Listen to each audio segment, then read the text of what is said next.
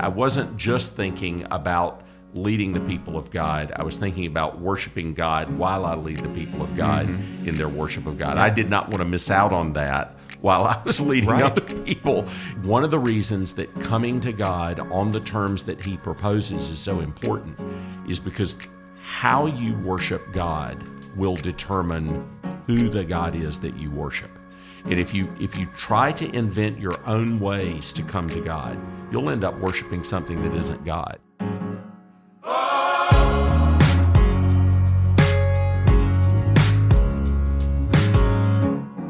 Welcome back to The Everyday Pastor, a podcast on the nuts and bolts of ministry from the Gospel Coalition.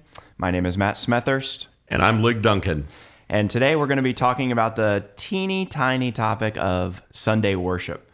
I don't know if have you seen the quarterback documentary on Netflix? No. That chronicles the life of a quarterback each day of the week. This conversation is the equivalent of their episode on Sunday game day.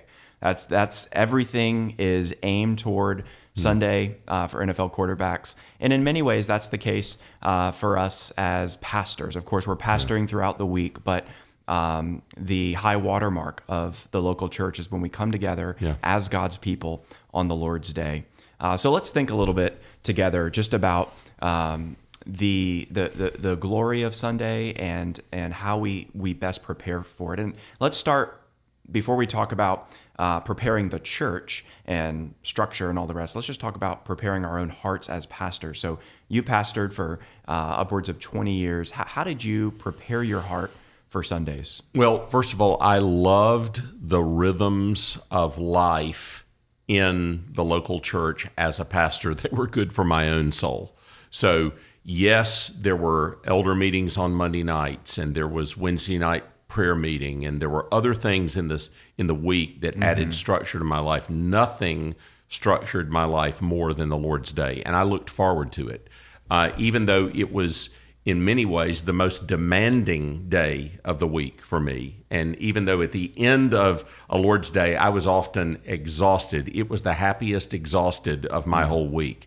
And so I really looked forward to the Lord's Day. And so preparation for the Lord's Day, both in terms of the sermon and the rest of the service, was a regular part of what was happening during the week. And by the time Saturday night was there, I was raring and ready to go for the Lord's Day. I'd get up early on Sunday. My wife let me go to the church early so she would get the kids to church. That was a great gift to me because I know a lot of pastors that have family conflagrations on the way to church. You know, it just, the kids, well, for whatever reason, they're worse on the way to church than at any other point. Absolutely. In the week. And let me just say that, like, there will be rewards in heaven untold for pastors' wives who quietly sacrifice to free their husbands up to be undistracted, or no one's undistracted, but less distracted than you would be on the Lord's Day. Yeah, very much so. So I would start early, and that helped me just get my head together. I just needed some time where there was nothing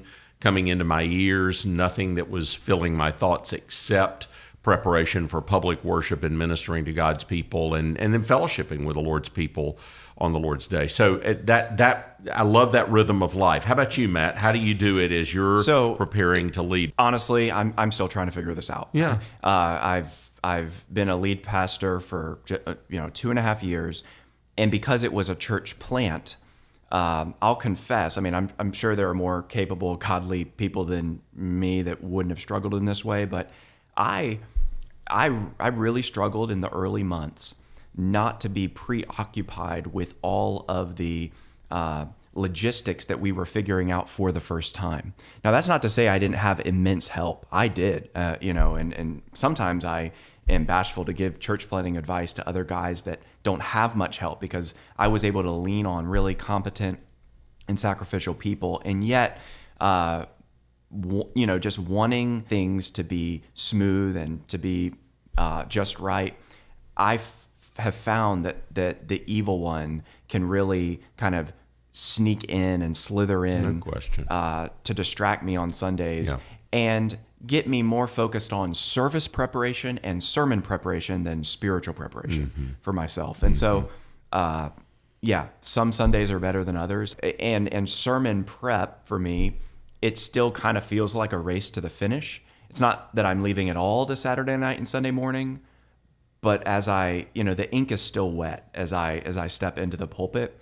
And in a sense, that can be a good thing because I'm having to more consciously lean on the Lord, but it also doesn't give me the kind of unhurried time in prayer with the Lord that I want to grow toward as a pastor. So honestly, I'm still trying to grow in this area.